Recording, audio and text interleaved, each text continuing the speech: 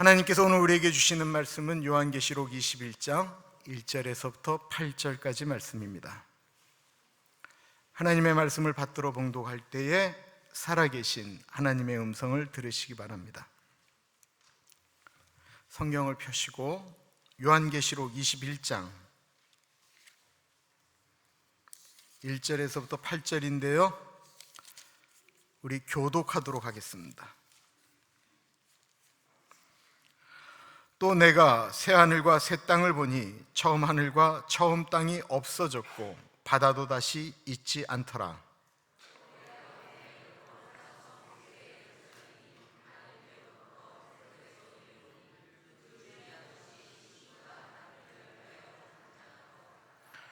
내가 들으니 보좌에서 큰 음성이 나서 이르되, 보라, 하나님의 장막이 사람들과 함께 있으매 하나님이 그들과 함께 계시리니 그들은 하나님의 백성이 되고 하나님은 친히 그들과 함께 계셔서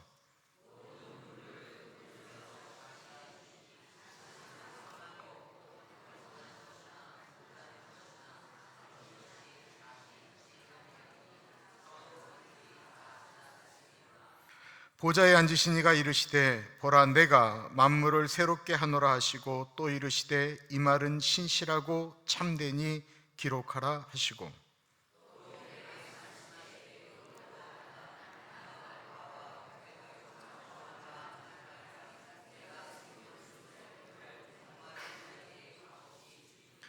이기는 자는 이것들을 상속으로 받으리라. 나는 그의 하나님이 되고 그는 내 아들이 되리라.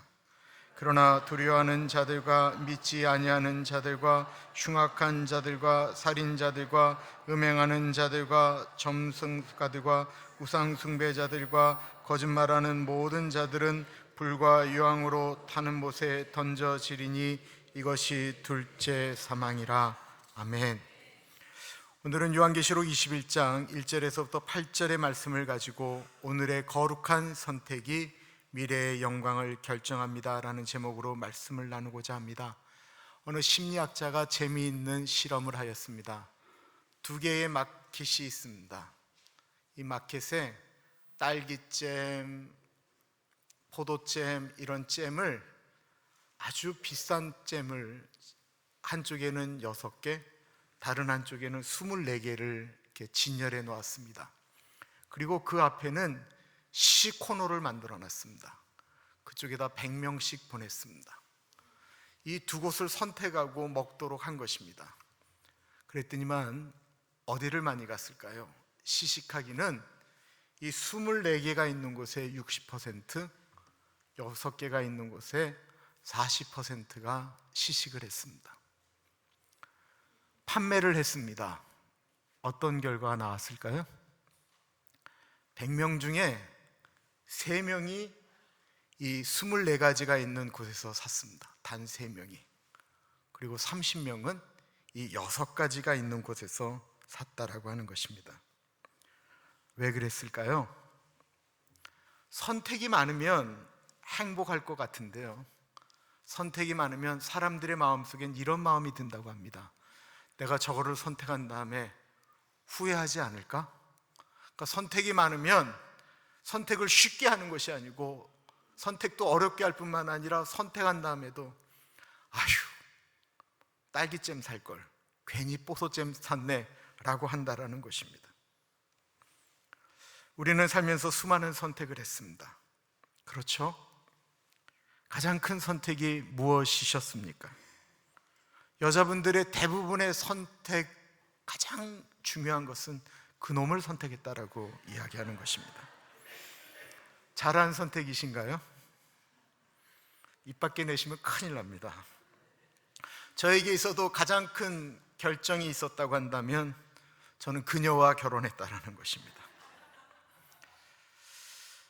불행하게도 저는 이 여자랑 할까 저 여자랑 할까 비교하면서 만날 수가 없었기 때문에 선택의 여지가 없이 그녀와 했습니다. 혹시 많은 분들 중에 비교하면서 결혼하신 분 계십니까? 그분이 행복할까요? 싸울 때마다 창문 너머 어렴풋이 결혼 못한 그놈이 생각나지는 않을까요? 비교하지 못하고 그분하고 결혼한 분이 행복한 분입니다. 여전히 그 옛날 그 사람하고 결혼했더라면 이라고 고민하는 분 계십니까? 그분하고 결혼했으면 큰일 났습니다. 또 다른 하나는 제가 미국으로 온 곳이었습니다. 생각지도 않았던 선택이었습니다. 5년만 딱 있다가 돌아가겠다라고 했는데 이제 20년이 되어 갑니다. 또 다른 결정이 하나 있었다고 한다면 감사하게도 9년 전 이 즈음에 오렌지 가나안 장로교회에 온 것입니다. 우리는 살면서 수도 없이 큰 선택을 합니다. 그리고 어떤 선택 때문에 우리는 행복해하기도 하고요, 아파하기도 합니다. 어떠한 선택 때문에 우리는 성공했다라고 말하기도 하고요, 우리는 그 선택 때문에 실패했다고 말하기도 합니다. 그런데 그 여러 가지 선택 중에 죽음을 선택해야 될 만큼 고통스러운 일들이 몇 개나 될까요? 단 한 가지 선택만큼은 우리의 삶을 이 지상에서부터 영혼까지 이끄는 선택이 하나 있습니다. 그것을 우리는 예수 그리스도를 선택한 것이다라고 말을 합니다. 우리 인생에 가장 귀한 선택이 있었다고 한다면, 만남이 있었다고 한다면 그것은 예수님을 만난 것입니다. 2달여에 거쳐서 요한계시록이 끝을 내고 있습니다. 오늘은 요한계시록의 거의 마지막 부분입니다.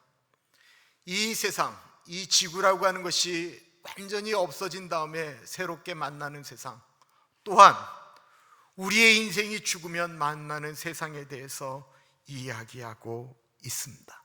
1절을 보십시오. 또 내가 새하늘과 새 땅을 보니 처음 하늘과 처음 땅이 없어졌고 바다도 다시 있지 않더라. 1절에 보면 하나님이 만드신 처음 하늘과 처음 땅은 없어졌다라는 것입니다. 이 지구가 없어졌다라고 하는 것을 의미하는 것입니다. 바다도 없어졌다라고 말하고 있습니다. 처음 하늘과 처음 땅이 없어지는 이유는 이 땅이 범죄하였기 때문에 그렇습니다. 죄 때문에 망가졌기 때문에 그렇습니다. 굳이 이렇게 말씀 안 드려도 우리가 잘 아는 것은 이 지구의 생명력이, 수명이 다 해가고 있다는 것을 환경학자들이 말하고 있습니다. 왜 그렇게 됐습니까? 사람 때문에 그렇습니다. 사람의 죄 때문에 그렇습니다. 자연은 절대로 짐승에 의해서 파괴되지 않습니다. 자연은, 산은, 바다는 오직 사람에 의해서 파괴되어집니다. 요한계시록에 보면, 성경에 보면 바다에 대한 이야기가 나오면 바다는 늘 저주입니다. 큰 짐승이, 음료가 올라오는 모든 것들은 바다입니다. 이스라엘 사람들의 사고 가운데 바다는 늘 무서운 것이었습니다. 그렇기 때문에 여기에 바다가 없어졌다라고 하는 표현은 이스라엘 사람들에게 천국은 더 이상 위험한 곳이 아니구나 라고 하는 느낌을 줍니다. 새하늘과 새 땅이 열렸다라고 했습니다. 여기서 새하늘과 새 땅은 이 더럽혀진 세상을 다시 재생을 하겠다라고 이야기하는 것이 아닙니다. 정확한 헬라어적인 표현은 이 세상에서는 전혀 우리가 경험해보지 못한, 이 세상에서는 전혀 머티리얼이 없는, 재료가 없는 완전히 새로운 것, 그것을 만드시겠다라고 하는 것입니다. 그럼 그곳이 어떤 곳일까요? 거기에 예루살렘에 대한 이야기가 나옵니다. 이 예루살렘은 우리가 지금 알고 있는 이스라엘에 있는 수도 예루살렘이 아닙니다. 2절을 보겠습니다. 우리 같이 읽어볼까요? 시작. 또 내가 보매 거룩한 성 새 예루살렘이 하나님께로부터 하늘에서 내려오니 그 준비한 것이 신부가 남편을 위하여 단장한 것 같더라. 완전히 새로운 것인 이유는 하늘에서 내려왔다라고 표현하고 있기 때문에 그렇습니다. 하늘에서부터 내려왔다라고 하는 것은 하나님이 준비한 것이다라는 것입니다. 그 준비한 것이 신부가 남편을 위하여 준비한 것처럼 너무나도 정결하고 깨끗했다라는 것입니다. 그 새 예루살렘의 속성이 나오고 있습니다. 바로 거룩한 성이다라는 것입니다. 계시록에는 두 성이 나옵니다. 하나는 바벨론이라고 하는 성이고 또 다른 하나는 예루살렘이라고 하는 성입니다. 그 앞에 그 성을 형용하고 있는 형용사가 있습니다. 이 예루살렘은 거룩하다라고 이야기하면 바벨론 앞에는 뭐가 있었냐면 크다라고 하는 표현이 있습니다. 그 큰 성 바벨론이다라고 말하고 있습니다. 그 바벨론에는 음녀가 있고 더러운 것과 귀신들과 더러운 것들이 모인다라고 표현하고 있습니다. 우리가 꿈꾸는 큰 것, 우리가 꿈꾸는 높아지는 것, 우리가 생각하는 많이 쥐는 것, 이 큰 것을 추구하는 곳에는 늘 죄가 있을 수밖에 없습니다. 사람의 욕망이 꿈틀거리는 것이고 엄밀한 의미에서 지금 우리가 살고 있는 곳입니다. 어떻게 보면 우리 마음속에 있는 욕망일지도 모릅니다. 그리스도인이라는 것은 무엇입니까? 그런 욕망이 꿈틀거리는 세상 가운데서 예수 그리스도의 사람으로서 거룩한 성 예루살렘을 꿈꾸며 살아가는 존재입니다.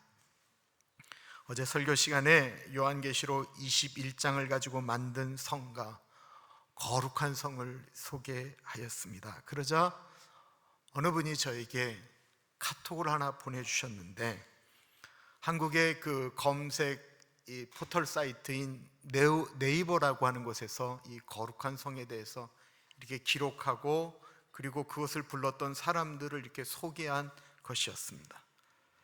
그런데 거기 중간에 이런 내용이 나왔습니다.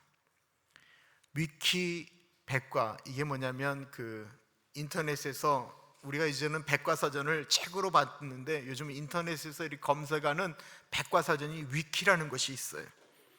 거기에 이 거룩한 성에 대해서 실렸는데 거기에 아름다운 이야기가 이렇게 있다라는 것입니다. 그런데 한국 네이버에 직접 들어가서 보니까 없어요. 그런데 더 홀리 시티라고 하면서 영어로 치니까 거기에 보면 진짜 그런 내용이 나옵니다. 아주 감동적인 이야기가 이 거룩한 성에 있습니다. 1911년 어느 날 샌프란시스코 법정 대기실에 지난 밤 동안 잡혀온 30여 명의 죄인들이 즉결 심판을 기다리고 있었습니다. 술 주정하다가 잡혀온 사람, 질서 밖에 나가서 오줌 싸다가 걸린 사람, 각종 잡범들이 잡혀 있었습니다. 모두 경찰 유치소에서 하루를 잤기 때문에 다 초췌한 모습이었습니다. 그들에게는 집이 아닌 경찰 유치소에서 춥게 잤던 그 지난 밤은 악몽과 같았습니다. 그런데 거기에 한 사람이 있었습니다. 그 사람은 전국적으로 꽤나 알려진 오페라 가수였는데 그날 밤에 실수해서 거기에 잡혀온 것입니다. 그 오페라 가수가 그 유치장 안에서 이제 판사를 기다리고 있는 자신의 모습이 처량한데, 자신보다도 더 불쌍한 사람들은 아직도 술이 안 취하고 소리를 지르고 옷도 남루하고 그냥 죄악 가운데 찌들어져 버려 있던 사람들의 모습이었습니다. 그들에 대한 연민이 솟아올라와서 이 오페라 가수가 일어나서 그 자리에서 거룩한 성을 부르기 시작했습니다. 아직 이 곡이 잘 알려지기 전의 일이었습니다. 나 어젯밤에 잘 때 꿈을 꾸었네. 그 옛날 예루살렘 성의 곁에 섰더니 허다한 아이들이 그 묘한 소리로 주 찬미하는 소리 참 청아하도다. 천군과 천사들이 화답함과 같이 예루살렘 예루살렘 그 거룩한 성아 호산나 호산나 호산나 부르자. 2절에 나오는 가사처럼 그들에겐 그날 밤이 악몽과 같았습니다. 2절을 부르기 시작하자 몇몇 죄수들이 갑자기 무릎을 꿇고 흐느끼기 시작합니다. 판사가 법정에 들어오다가 그 들리는 소리를 듣고는 법정으로 가지 않고 그 죄인들이 대기하고 있는 유치소로 이렇게 들어갔습니다. 판사복을 입고 있는 사람이 들어오는 것을 보자 이 오페라 가수가 노래를 멈추려고 하자 판사가 계속 부르라고 이야기를 합니다. 한두 명씩 흐느끼기 시작하더니 모든 죄수들이 엎드려 울기 시작했습니다. 그 꿈이 다시 변하여 그 길은 고요코 그 호산나 찬미 소리가 들리지를 않는다. 햇빛은 아주 어둡고 그 광경은 참담해. 이는 십자가에 달리신 그때의 일이라. 이는 십자가에 달리신 그때의 일이라. 예루살렘 예루살렘 그 거룩한 성아, 호산나 호산나 노래하자, 호산나 부르자. 그 꿈이 다시 변하여 이 세상은 다가고 그 땅을 내가 보니 그 유리바다와 그 후에 환한 영광이 다 창에 비치니 그 성에 들어가는 자 참 영광이로다. 밤이나 낮이 없으니 그 영광뿐이라. 그 영광 예루살렘 성 영원한 곳이라. 이 영광 예루살렘 성 참 빛난 곳일세. 예루살렘 예루살렘 그 거룩한 성아, 호산나 호산나 호산나 부르자. 호산나 노래하자. 호산나 호산나. 판사는 재판장에 나아가 한 사람 한 사람 피고인들을 부르기 시작했습니다. 모두가 눈물 때문에 벌개진 모습으로 판사 앞에 서 있습니다. 이 이야기가 왜 거기에 실렸냐면 이 판사가 거기에 모여있는 그 모든 죄수들에게 훈방 조치했다라는 것입니다. 근데 훈방 조치하면서 이분이 마지막 권면을 설교로 했다고 합니다. 그 거룩한 성, 저 예루살렘에 들어가려면 우리가 거기에 들어갈 수 있도록 살아갑시다. 그리고 우리가 거기서 다시 만납시다. 우리는 지금 예배당에 있지만 우리는 1911년 그 샌프란시스코의 경찰 법정에 있었던 사람들과 우리는 똑같습니다. 우리도 그들처럼 죄 때문에 아파하고 힘들어하면서 주님 앞으로 나아가야 되는 존재들입니다. 그리고 우리의 생명이 끝이 나면 우리는 그 거룩한 성에서 예수님을 보게 될 것입니다.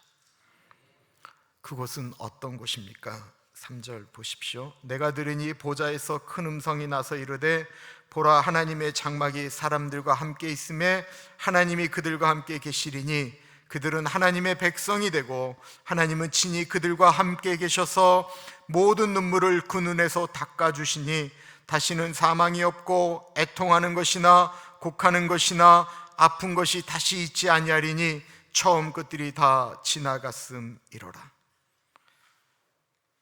그 거룩한 성, 새 예루살렘, 새 하늘과 새 땅에 대한 중요한 표현이 있다고 한다면 하나님이 함께 계신다라고 하는 표현입니다. 3절에 3번이나 하나님이 함께 계신다라고 말씀하고 있습니다. 물론 하나님은 지금도 우리와 함께 계신다라고 말씀하시죠. 임마누엘이라는 뜻이 하나님이 우리와 함께 계신다라는 것입니다. 그러나 보이지 않습니다. 그러나 새하늘과 새 땅에는 하나님이 우리와 같이 계시는 것을 우리가 경험하게 될 것입니다. 그곳에 가면 일어나는 축복에 대해서 말씀하고 있습니다. 나오는 단어들을 보십시오.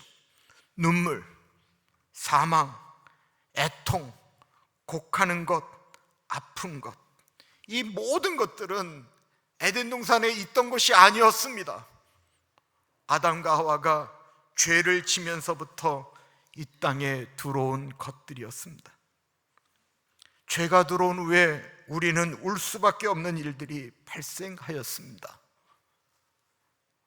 자녀들 때문에 울어야 했고, 내가 생각하는 것대로 되지 않기 때문에 울어야 했습니다. 그 일이 언제 끝날지 몰라, 그 고통이 언제 끝날지 몰라 가슴 아파하며 힘들어해야 했습니다. 나이가 들어가면서 젊었을 땐 잘 몰랐던 여기 아프다 저기 아프다 하는 것들을 경험해야 했습니다. 몸 아픈 것도 힘든데 마음 아픈 것도 경험합니다. 죄된 몸을 가졌기 때문에 경험할 수밖에 없는 것들입니다. 그런데 우리가 새로운 몸을 가지면 이 모든 것들은 다 지나갈 것입니다. 사람은 죽음을 두려워합니다.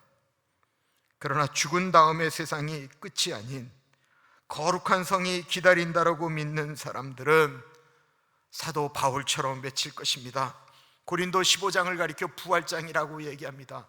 죽음을 목도 앞에 둔 사도 바울, 네로라고 하는 악랄한 황제 앞에서 죽을 수밖에 없는 사도 바울이 고백하고 있는 것입니다. 나팔 소리가 나매 죽은 자들이 썩지 아니할 것으로 다시 살고 우리도 변화되리라. 이 썩을 것이 불갑을 썩지 아니할 것을 입겠고 이 죽을 것이 죽지 아니함을 입으리로다. 이 썩을 것이 썩지 아니함을 입고 이 죽을 것이 죽지 아니함을 입을 때에는 사망이 이김에 삼킨 바 되리라고 기록된 말씀이 응하리라. 사망아 너의 이기는 것이 어디 있느냐? 사망아 너의 쏘는 것이 어디 있느냐? 사망이 절대로 나를 이기지 못한다라는 것입니다. 예수님이 우리에게 약속하신 새하늘과 새 땅을 분명히 주시겠다라고 약속하십니다. 5절은 이렇게 말씀하고 있습니다. 보좌에 앉으신 이가 이르시되 보라 내가 만물을 새롭게 하노라 하시고 또 이르시되 이 말은 신실하고 참되니 기록하라 하시고, 꼭 이루실 말씀이기 때문에 성경에 기록하셨다라는 것입니다. 이 거룩한 성 예루살렘에 대한 약속의 말씀은 신실하고 참되다라고 말씀하고 있습니다. 6절은 이렇게 말씀하고 있습니다. 또 내게 말씀하시되 이루었도다. 나는 알파와 오메가라. 처음과 마지막이라. 내가 생명수 샘물을 목마른 자에게 값없이 주리니. 그 약속을 하신 분이 도대체 누구냐라는 것입니다. 그 약속을 이루실 분이 도대체 누구냐라는 것입니다. 알파와 오메가라고 하셨습니다. 이 영어의 알파벳이 있지요. 한글에도 알파벳이 있습니다. 이 요한계시록에 쓰여진 성경에도 알파벳이 있습니다. 헬라어입니다. 헬라어의 A와 같은 것이 알파입니다. 맨 마지막 숫자가 오메가입니다. 로마의 그 카타콤이라고 하는 지하 동굴에 예수 믿는 사람들이 들어가 숨었죠. 그리고 그들이 이 요한계시록을 바라보면서 그 벽마다 썼던 것 A라고 쓰여져 있는 알파, 그리고 이렇게 쓴 오메가, 그래서 여러 교회의 마크 중에 알파와 오메가가 있는 이유는 그 카타콤에 죽어가는 사람들의 가슴 속에 알파와 오메가 되신 예수 그리스도에 대한 흔적을 남기고 싶어서 그분들이 그렇게 기록했기 때문에 그렇습니다. 맨 처음이고 마지막이다라고 말씀하고 있습니다. 이 세상의 끝이 태초에 하나님이 천지를 창조하시느니라 라고 하면서 시작하였던 그 하나님께서 이 세상의 마지막도 그렇게 끝을 내시겠다라는 것입니다. 그것뿐만이 아닙니다. 하나님은 우리 인생도 우리 인생의 처음이자 마지막이다라고 하는 것입니다. 주님이 우리의 삶 가운데 처음부터 마지막까지 동행하신다라는 것입니다. 이 세상에 영원한 것이 있을까요? 우리가 사랑했던 분들이 떠나갑니다. 늘 어떤 것이 고민되어지면 기도하겠다라고 얘기했던 아버지가 떠나가시더라고요. 나이가 들어서 이제는 내가 자식들에게 도움을 주기보다는 자식들의 도움이 필요한데 자식들이 떠나가더라고요. 옛날에 우정 변치 않겠다라고 이야기하며 같이 우정을 맹세하고 너와 나하고는 죽을 때도 같이 죽자라고 했던 친구들이 결혼과 동시에 떠나가더라고요. 그렇게 친했던 관계인데 어떤 것이 한번 틀어지면 원수처럼 안 보게 되더라고요. 이 세상에 처음부터 마지막까지 같이 할 존재가 있을까요? 예수께서 그런 존재가 되시겠다라는 것입니다. 나는 너의 처음부터 마지막이다. 성탄절에 오시는 예수 그리스도, 임마누엘이신 예수 그리스도의 뜻이 바로 그것이다라는 것입니다. 내가 너희와 함께하겠다. 우리는 가끔 생각합니다. 주님, 내가 이렇게 기도하고 찬양하고 움직일 때는 하나님 나오고 같이 하시는 것 같았지만 정말 내가 힘들어하고 어려워할 때 정말 하나님은 어디 계십니까? 우리는 모래 위의 발자국이라고 하는 시를 잘 알고 있습니다. 어느 날 밤 꿈을 꾸었네. 주와 함께 바닷가 거니는 꿈을 꾸었네. 하늘을 가로질러 빛이 임한 그 바닷가, 모래 위에 두 짝의 발자국을 보았네. 한 짝은 내 것, 또 한 짝은 주님의 것.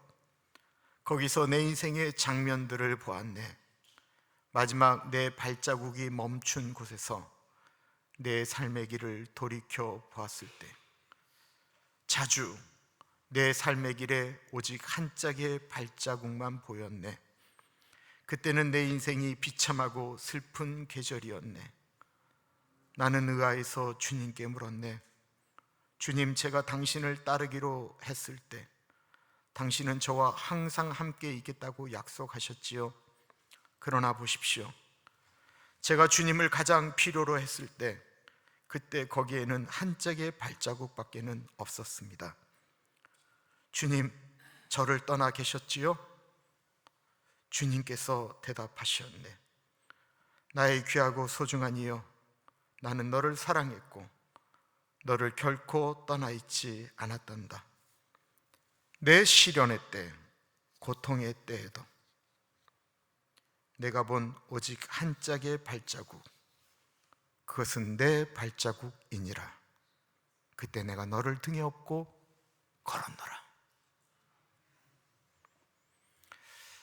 인생을 이렇게 뒤돌아 볼 때가 있습니다.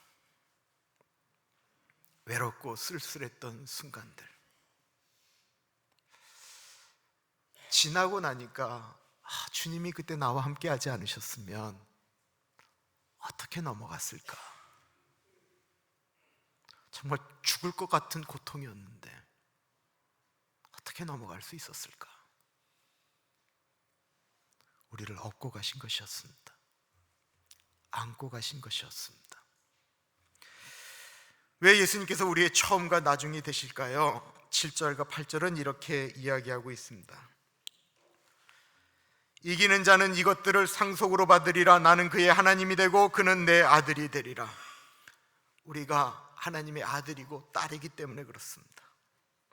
8절에 보면 그러나 두려워하는 자들과 믿지 않은 자들과 흉악한 자들과 살인자들과 음행하는 자들과 점술가들과 우상 숭배자들과 거짓말하는 모든 자들은 불과 유황으로 타는 못에 던져지리니 이것이 둘째 사망이라.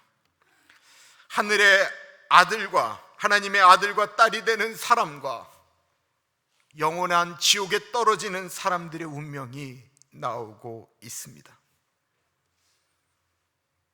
영원한 거룩한 성에 들어가는 사람을 가리켜 7절은 이기는 자, 승리하는 자라고 표현하고 있습니다.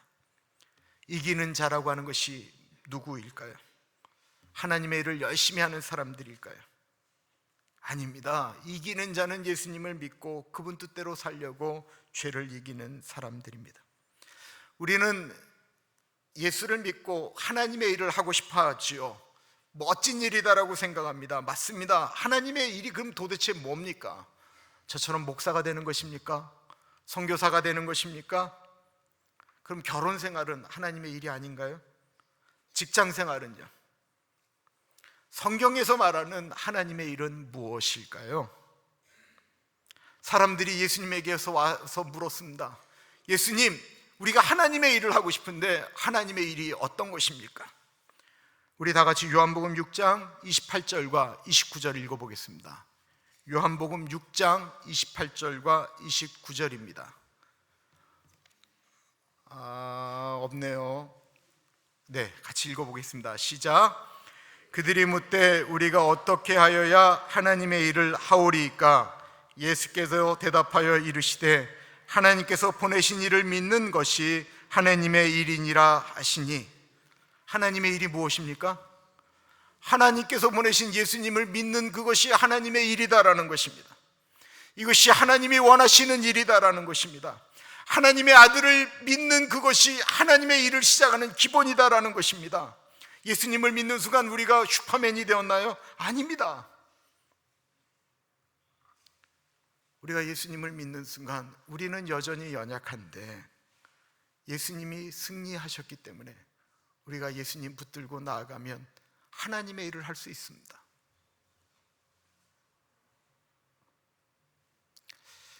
하나님의 아들을 믿는 것, 앞에 말씀드렸던 우리에게 있던 수많은 선택 중에 가장 위대한 선택이 있다고 한다면 그것은 하나님의 아들을 믿는 것입니다. 요한복음 3장 16절 참으로 유명한 말씀입니다. 우리 같이 한번 읽어보겠습니다. 시작. 하나님이 세상을 이처럼 사랑하사 독생자를 주셨으니 이는 그를 믿는 자마다 멸망하지 않고 영생을 얻게 하려 하심이라. 여기에는 사랑에 대한 이야기가 나옵니다. 가장 위대한 사랑, 이 땅에 수많은 사랑의 이야기가 있죠. 그런데 가장 위대한 사랑 이야기가 나오는 거예요. 하나님이 세상을 이처럼 사랑하사. 가장 위대한 사랑의 이야기가 나온다라는 것입니다. 왜 위대한 사랑입니까? 가장 위대한 선물을 주었기 때문에 그렇습니다. 독생자를 주셨다라는 것입니다. 네, 여기에 이 세상에 있어 가장 위대한 선택에 대한 이야기가 또한 요한복음 3장 16절에 나옵니다. 그것은 그 하나님의 사랑, 그 선물을 받고 믿는 자는 멸망하지 않고 영생을 얻는다라고 하는 것입니다. 믿는다라고 하는 것은 선택의 문제입니다. 그럼 우리는 예수님을 믿습니다라고 고백을 하면 영생을 얻는다라고 생각합니다. 여기서 말하는 믿습니다라고 하는 것은 그냥 입술의 고백 정도를 말하는 것이 아닙니다. 여기서 내가 예수님을 믿는다라고 하는 것은 결혼 서약을 하는 것과 똑같은 것입니다. 내가 이 남자만을 사랑하겠습니다라고 하는 결혼 서약, 나는 이 여자만을 사랑하겠습니다라고 하는 결혼 서약처럼 내가 예수님을 믿습니다라고 하는 것은 이 땅의 모든 것들을 다 버려두고 나는 예수님만을 사랑하겠습니다라고 하는 고백과 똑같은 것입니다. 내가 예수님이 원하는 길을 가겠다라는 것입니다. 내가 원하는 육신의 생각과 다른 길이라고 할지라도 그 길을 선택하겠다라는 것입니다. 그 길을 가는 것은 비가 오나 눈이 오나 어려울 때나 괴로울 때나 검은 머리 판뿔이 될 때까지 결혼 서약하는 것과 똑같은 것입니다. 예수를 믿는다라고 하는 선택 때문에 우리의 삶에 아픔이 올 수도 있습니다. 그것을 견디는 것을 가리켜 이기는 삶이다라고 표현하고 있습니다. 오늘의 설교 제목이 큐티 본문 제목과 똑같았습니다. 우리가 선택한 그 선택이 미래의 영광을 좌우한다라는 것입니다. 영원한 것, 예수 그리스도, 그분을 믿고 그분을 선택하셨습니까? 그분과 결혼하였다라고 하면 그분 뜻대로 살아가는 것입니다. 만약에 우리가 예수님과 결혼하였다라고 고백하면서 내가 하고 싶은 대로 내 원하는 대로 산다라고 하는 것은 그것은 마치 내가 결혼하고 배우자가 아닌 다른 사람을 만나고 돌아다니는 것과 똑같은 것입니다. 그런 삶을 사는 사람들은 죽음이 두려울 것입니다. 그것은 믿지 않는 것과 똑같은 것입니다. 이기는 것은 예수님이 용서하라 말씀하실 때 용서하는 것이 이기는 것입니다. 사랑하라는 그 말씀에 사랑하는 것이 이기는 것입니다. 회개하라 말씀하시면 아파하며 회개하는 것이 이기는 것입니다. 우리가 사는 동안 예수님이 기뻐하시는 삶을 살도록 노력합시다. 우리 힘들어도 좀 참읍시다. 아파도 좀 견딥시다. 우리의 인생의 그 끝에 거룩한 성 예루살렘이 기다리고 있습니다. 우리 같이 기도하겠습니다. 하나님, 예루살렘을 기대하고 나아가는 우리들이 되게 하여 주십시오. 내가 그런 사람 되게 하여 주십시오. 우리 같이 기도하겠습니다. 주님 그런 삶을 살 수 있도록 하나님 인도하여 주시고, 하나님 아버지, 우리가 그렇게 살아가는 사람들이 되어질 수 있도록 하나님 같이 하여 주시기를 기도합니다. 주님 우리가 그렇게 살아가기를 원합니다. 주님, 우리가 주님 앞에 그렇게 나아가기를 기도합니다. 하나님 아버지, 거룩한 도성 예루살렘을 바라보며 살아가는 우리들이 되어질 수 있도록 하나님 인도하여 주시기를 기도합니다. 주님 우리가 그렇게 살아갈 수 있도록 하나님 인도하여 주시옵소서. 주님, 우리가 그날을 바라보며 살아가는 존재들이 되어질 수 있도록 하나님 같이 하여 주시기를 기도합니다. 존귀하신 하나님 아버지, 새하늘과 새 땅을 기대합니다. 우리가 이 세상 살아가면서 여전히 죄악 가운데 죄악된 도성 바벨론에서 살지만 거룩한 성에 들어갈 신부답게 치열하게 살아가는 우리들 되어질 수 있도록 하나님 같이 하여 주옵소서. 우리는 연약하지만 승리하신 예수 그리스도, 그 예수 그리스도 붙들고 나아가는 삶 되어지기를 간절히 소원합니다. 존귀하신 예수님 이름으로 기도합니다. 아멘.